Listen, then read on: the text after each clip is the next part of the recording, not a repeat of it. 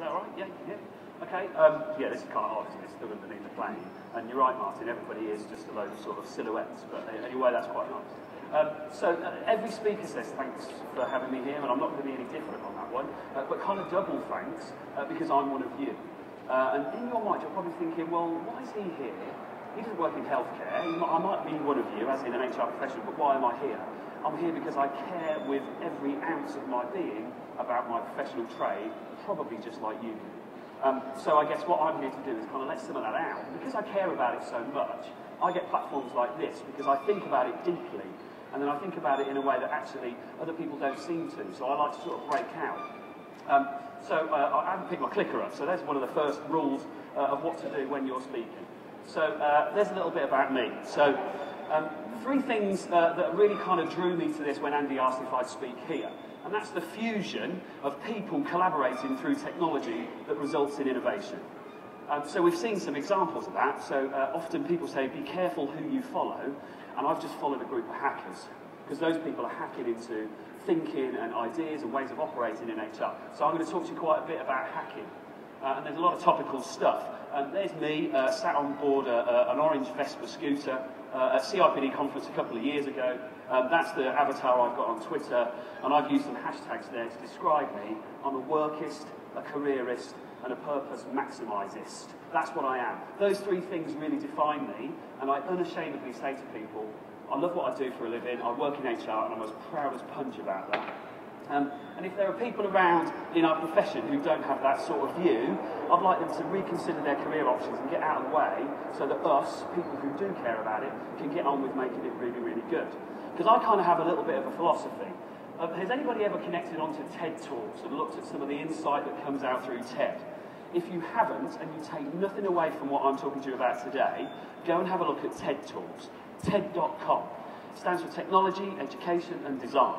And it's really clever thinking people. There's loads of stuff on there that's all to do with healthcare. So TED's brilliant. It's a free resource for you to tap into great insight. I also have this view, that I'm one of these. I'm into being the pirate head. So I think it's all about ideas worth stealing. Because, let's face it, all property is theft in a kind of anarchic sort of way. So as soon as you put something on YouTube, anybody can pick it up and share it, but actually you want them to. This IP discussion that we have about, oh, don't put that out there because somebody else will copy it. If they copy it, that's the greatest form of flattery. So I'm up for stealing. So anything I've got going on and that other people pick up, I will shamelessly steal it and I will use it as a tribute because I'm using it to make things better. That's how I look at it. Here's a bit of a word cloud that a lot of people might associate with the HR profession. And isn't it a bloody shame?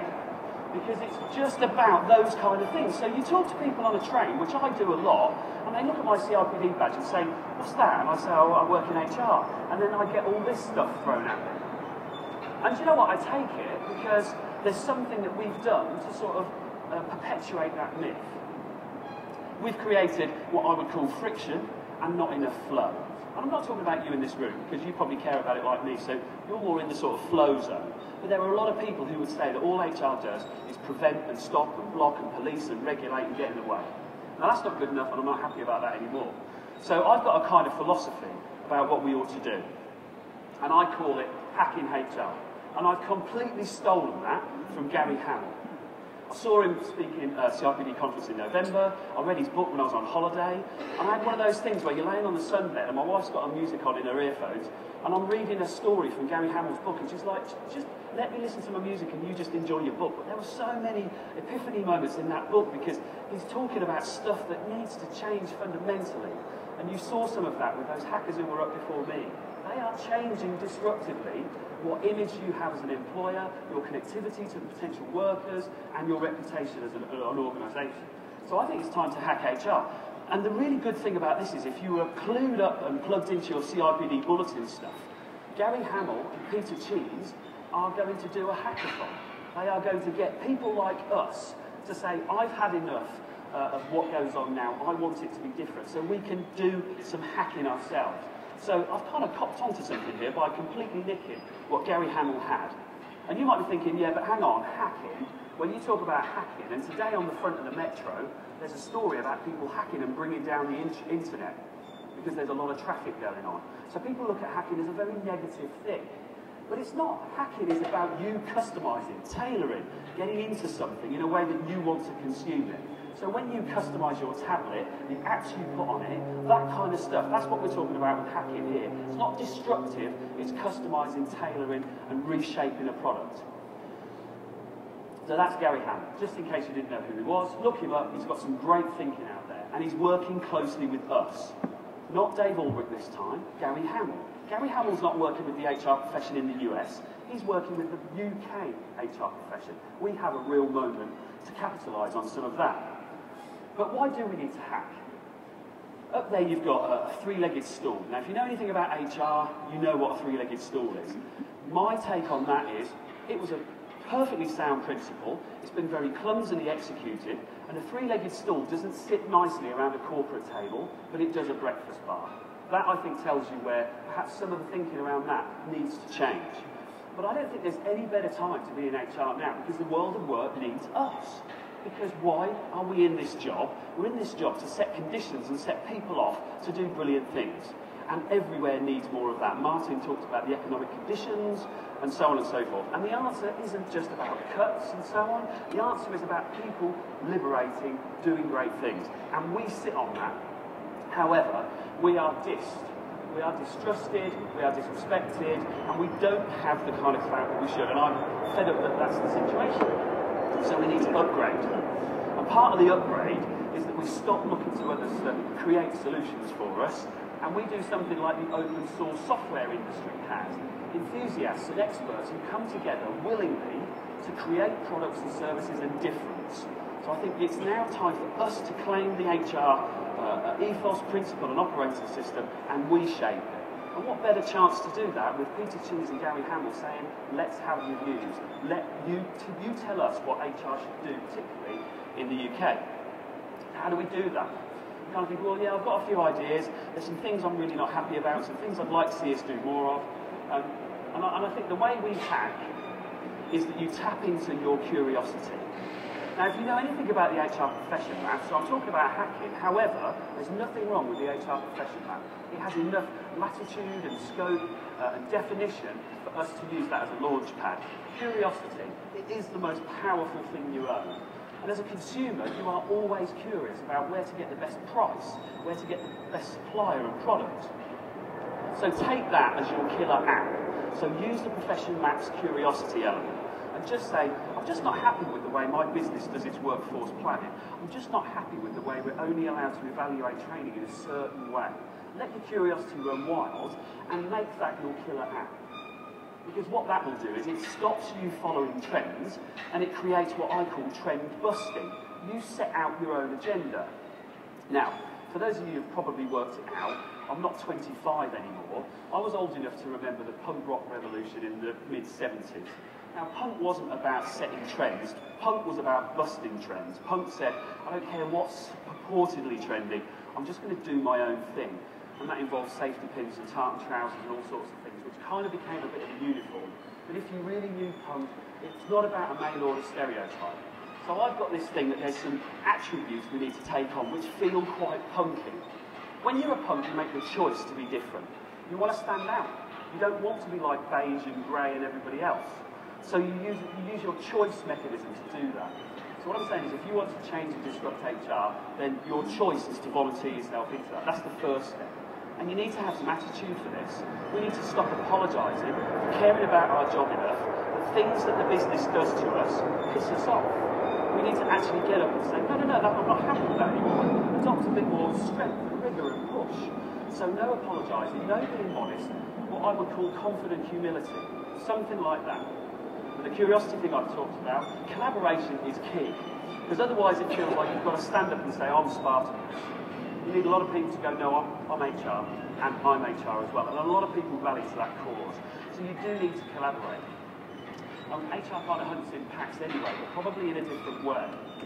You need to rebel but have a cause to it. Because if you go to your business and say, I want to disrupt the way we recruit people, they will need to know what the impact of that is. And I think if you can demonstrate the impact, you can be as rebellious as you like with the method to do that, if you can point to what the impact is. And I think that impact could be that you're just experimenting. You're just trying new things out. And I think we all need to be technologists. So those hackers who were on stage before me, they're technologists. They're people who get what tech does. They splice human and technological kind of interfaces to create something different. And so I'm really fed up of HR people saying, I'll do the people bit, but I'm no good on tech. Look around you, there's providers all over the place that will give you insight. If you were to ask me to give you one tip, your new best buddy ought to be the Chief Information Officer or your IT Director or somebody in IT. Get very friendly with IT. Because there's an interesting stuff going on here. As the social exchanges take on a different shape, thankfully email is dying. Email is probably one of the most corrupted parts of business practice. If I wasn't in a meeting when I was in corporate, I was having to wade through hundreds of emails. That was probably the most inefficient thing for me to do. It stopped me conversing with people. It created inflamed arguments that didn't need to be. And you have attachments and CCs and everybody going into bad practice. So thankfully that stuff's going. Thierry Breton, who's the chief exec of Atos Origin, is banning internal email in his organisation from next year because he's just had enough of the inefficiency of it. So we need to be quite bold about this, and I think we need to break out from being HR people who sit behind a desk, never get out our policies to people. That's just not good enough anymore. Because we need to work in a different way. So technology has a lot of clues here. Wikipedia and Wikification, if you want to call it that, is a way that you can put out thoughts and get contributions and build momentum behind ideas. It's not about email circulars and reading a chain of emails that's about 15 foot long. So wiki stuff is a really good way of getting things out of your head, being innovative and sharing and collaborating. And we heard about YouTube and apps and blogs and so on and so forth. So this stuff that's out there, that some people are dismissing as faddist, is completely rebooting the education paradigm. So there are people now who are studying the majority of their content online and then going into a classroom to make sense of it all, not being lectured at for hours and hours and hours. So education is disrupting itself. And if we just look at the trail and the journey here, I mean, in the 1950s, and I'm not that old, but in the 1950s it was all about a desk and an office and all that kind of stuff. I'm kind of around the 1990s with the wheels on a suitcase. What a good invention that is. Because I can remember, anyway, but you know, mobile phones and bricks and all that kind of stuff. But now work isn't like that. Work is done anywhere. Work is almost like your defining signature. It isn't about a place you turn up and a plaque on the door. It's not about that anymore. So because that's changing, the way we react when we recruit people, we have to think differently about what they want. So that could be what work looks like in the future, where people bring their own device. Any surface is a technology access point. You've got wearable technology that all the time is monitoring for stimulants and things you need to do. And there's loads of innovations in healthcare that are doing that. And so they will probably find their way into the workforce as well. And it's not just about Big Brother stuff, it's about helpful data that we can get. So there's loads of stuff. Josh Burshid at Deloitte does a lot of stuff looking at the future of the workforce. So that vision that I just saw on the video with the tablet and connectivity and all that kind of stuff, 2020, I think that's 2016. Because Deutsche Bank are doing that stuff now. So if we can capitalise on technology that's more cost effective, I've heard of people having a business case for an iPad for a senior manager that pays for itself within about 3 months because of the print that's not happening and so on and so forth. So this stuff can stack up economically as well as the technology and the swiftness and the speed. So there's some stuff to get your head round about the future of work. So I had a look at what hacking HR in a healthcare sense would be. And I found a blog that talked about future-proofing professionals, which I thought, well, that's great. And I started to look at the comments from Professor Robert Snyatt, and here's the text to it. Now, you don't need to read that. You probably can't if you sat back there anyway. These slides and a transcript of everything I'm saying, probably not exactly, are going to be available on your portal. But I looked at this section from the blog that talks about future-proof healthcare professionals. Every single one of the alarms or the possibilities or the opportunities had HR all over it. Because it wasn't necessarily just a technology intervention, it was the technology and the people link. And it's the skills debate. And it's about people having learning as a kind of macro skill to enable them to cope with volatility and ambiguity and aircraft.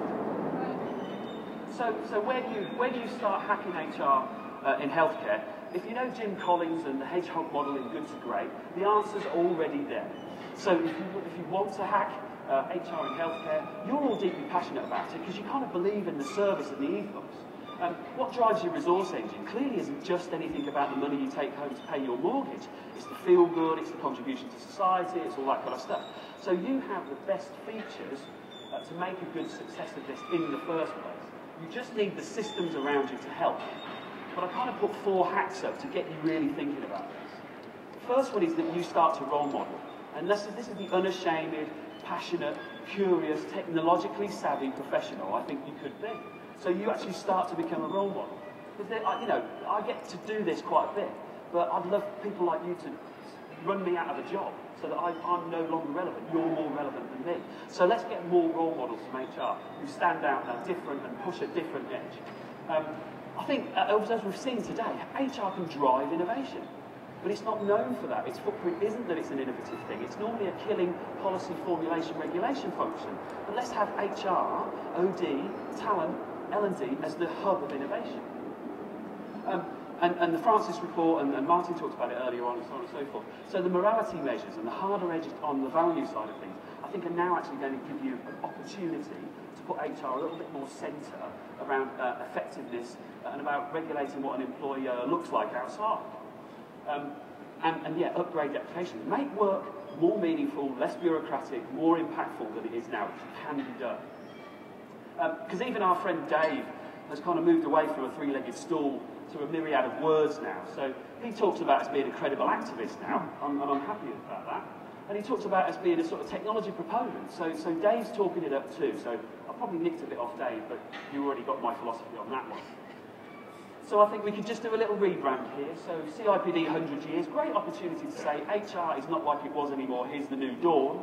And I think it could be that we change our image through purposeful disruption. Purposeful disruption. So don't take it anymore. Think differently, innovate, experiment, join in with people, talk to your IT guys, whatever it might be. Be a hacker, but in a really productive way. And a couple of quotes are always good to put in presentations because it shows you've done a bit of research. And this is one from the Senior Advisor for Innovation at Shell. And he said, in today's economy, nobody can be an expert anymore. And I think that's because stuff moves so quickly. So he's talked about the modern renaissance of man or woman. He said man, I've made it more HR friendly. Modern renaissance man or woman is one who understands how to learn. That's our gift. Learning sits in HR. Therefore, let's go, the key commodity for organisational success is the ability to learn. And we have that card. So, choice, curiosity. I talked about punk, didn't I? I call it punk HR. Dean even tweets about it. So there's a kind of credibility to it. But let's start thinking about hacking. But just to give you an image of what I'm like as a punk is a Banksy art form there. I am that punk, where the mum would make sure I got my lunch when I was going out to rebel and be anarchic. So I'm kind of tame in that respect too. And I just wanted to leave you with a quote from a guy called Don Tapscott, who's a good technology visionist. He said, this is it's not an information age, it's an age of networked intelligence. And then I breathe in. There's my details on there. This stuff I'm always happy to carry on having conversations offline, online, and so on. So I'm a hacker, I do social media stuff. I'm very into the digital side of things, so happy to help on that one. But again, thank you for giving me the chance to have a platform here. I kind of often get this gig to agitate and provocatise and that kind of stuff. So hopefully it's done that, but it's given you some hope and some chances to think about. But happy to take some questions if I've got time or... Yeah, I've got time, okay. So any top of the head thoughts, and you can call me a heretic and a charlatan and a complete idiot if you want to. I do believe in this stuff and I think there's a purpose to it, but I'm always up for a challenge. Any thoughts? Martin? Martin Reddington. Perry, there's a huge opportunity here for HR to go into hacking. Yeah. What are the things that inhibit HR professionals from adopting this kind of attitude? Okay, yeah, good question, thanks. So you do have to be a bit brave, and you have to have a kind of courageousness about that. But we all know a lot about our trade, you know, we kind of get the people dynamics, we're all over psychometrics, we get organisational design, so I think we're still apologetic about expertise that we have. And something about the way the business translates that expertise means we're a little bit deflated by that and we don't stick our chest out enough. So I think we have to be brave and courageous and a little bit bold and a little bit edgy and a little bit dangerous at times, because what's the worst that could happen?